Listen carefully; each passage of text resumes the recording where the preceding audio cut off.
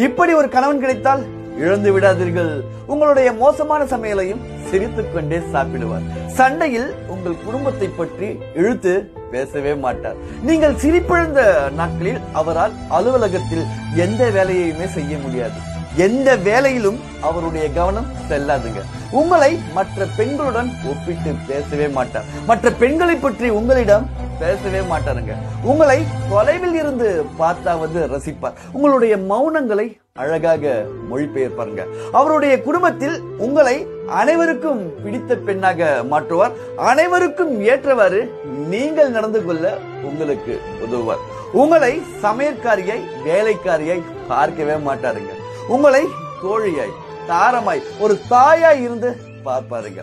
உங்களை ஆத்திரத்தில் திட்டிவிட்டு நீங்கள் அழுவதை பார்த்து அவரும் வருந்துவார். மீண்டும் நீங்கள் சிரிக்கும் வரை அவருக்கு சிந்தனையே இருக்காதுங்க. சொல்லுங்க, இப்படி ஒரு கணவன் கிடைத்தால் நீங்க அதிர்ஷ்டசாலியா இல்லையா?